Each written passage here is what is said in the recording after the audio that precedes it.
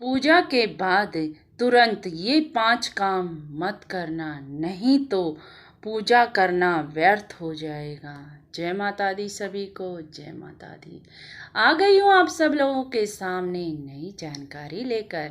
अगर चैनल पर नए हों तो ज़रूर से सब्सक्राइब कर लेना जी, क्योंकि इस चैनल पर मैं आपको रोज ही पूजा पाठ संबंधी नई नई जानकारी देती हूँ और मैं आपको वही अनुभव की जानकारी देती हूँ जो मैं स्वयं अनुभव करती हूँ, उन्हीं के बारे में मैं आपको बताती हूँ।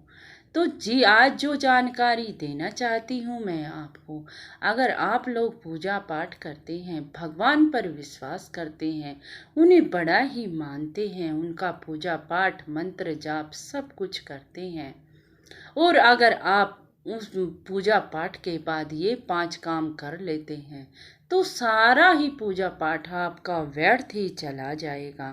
आपको पूजा करने का कोई भी फल प्राप्त नहीं होगा जी।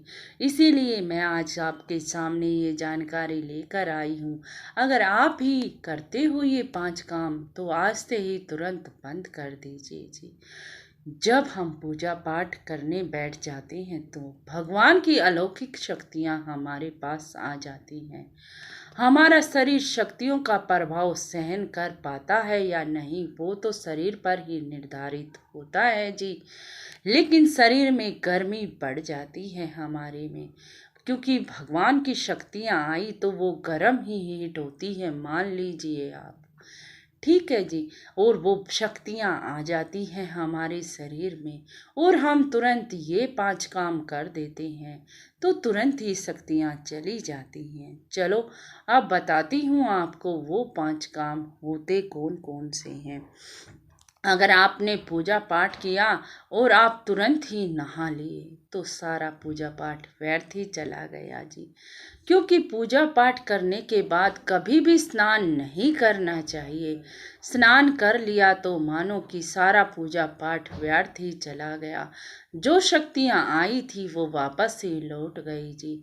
इसीलिए कभी भी स्नान नहीं करना चाहिए पूजा के बाद। चलो, पूजा पाठ के बाद स्नान तो नहीं करना चाहिए, ये तो पहला काम हो गया। अब दूसरा काम भी सुन लियो जी। अगर आप पूजा की है आपने और आप तुरंत ही लैट्रिन बाथरूम चले गए तो वहीं पर पूजा का फल समाप्त हो गया, पूजा करनी व्यर्थ हो गई जी। पूजा के तुरंत बाद कभी भी लैट्रिन बाथरूम नहीं जाना चाहिए, 1-2 घंटे बाद ही जाना चाहिए जी। जो वो ऊर्जाएं हैं आपके शरीर में समाहित हो जाए तभी आपको लैट्रिन बाथरूम जाना चाहिए। आप तीसरा काम सुन लीजिए जी। आप बहुत पूजा पाठ करते हैं लेकिन पूजा पाठ के बाद घर में क्लेश गाली गलौज शुरू कर देते हैं तो कोई फायदा नहीं है जी। आपका सारा पूजा पाठ व्यर्थ ही चला गया। आप मुख से असंबद्ध ना बोलिए जी। आप पूजा पाठ कर रहे हैं तो मुख पर भी संयम रखिए, गाली गलौज कभी मत करिए, नहीं तो आपको पूजा का तो कोई फल मिलेगा ही नहीं। क्योंकि भगवान की शक्तियाँ भी वहीं पर आती हैं जहाँ स्वच्छता होती है। जिसका तन मन स्वच्छ होता है तभी भगवान की शक्तियों का निवास होता है जी। तो तीसरा काम मैंने बता दिया जी, गाली गलौज नहीं करने चाहिए। आप चौथा काम सुन लीजिए जी। बहुत से लोग होते हैं पूजा करते हैं, मंदिर से आते हैं और हाथ पैर मुंह धोने लग जाते हैं, ये भी गलत है जी। आप मंदिर गए या घर में भी पूजा की, लेकिन पूजा के तुरंत बाद आपको हाथ पैर नहीं धोने चाहिए जी। क्योंकि हाथ पैर धो लिए तो मानो सही सारी ऊर्जा वहीं पर खत्म हो गई। शरीर ने जल को छू लिया तुरंत बाद तो सब कुछ ही धुल गया हमारा, ये मान लीजिए आप।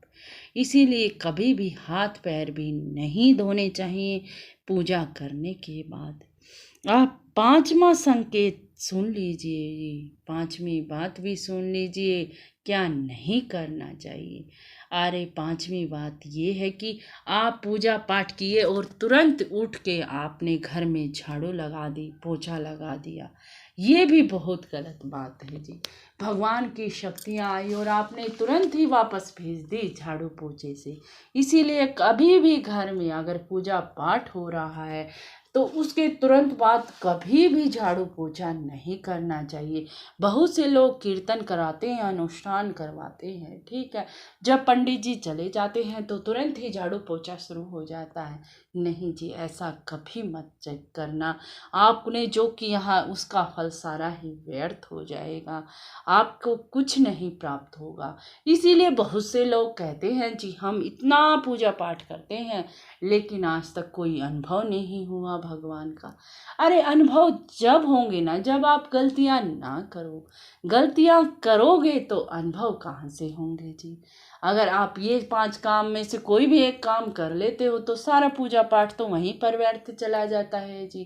कहते हैं कि नाम जपन में बड़ी शक्ति है, लेकिन कुछ नियम कुछ कानून भी बनाए गए हैं जी, वो इस परमात्मा ने ही बनाए हैं।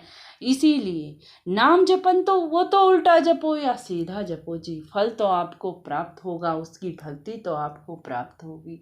लेकिन जो एहसास होने होते हैं ना जी, वो हम गलतियां ना करें तभी एहसास होते हैं जी। मैं भी किया करती पूजा पाठ जी, लेकिन कभी एहसास महसूस ना किए। लेकिन जब इस बारे में पता चला, ज्ञान में घुसती चली गई तो एहसास भी होने लग गए जी। तो मैं आपको अपने ही बारे में जानकारी दे रही हूँ, ये मान लीजिए जी, जो मुझे एहसास होते हैं। तो ये काम बंद किए तभी तो एहसास हुए ना जी। इसीलिए अगर जानकारी कुछ पसंद आई हो तो कमेंट में जय माता दी ज़रूर लिख देना जी। जय माता दी, जय माता दी।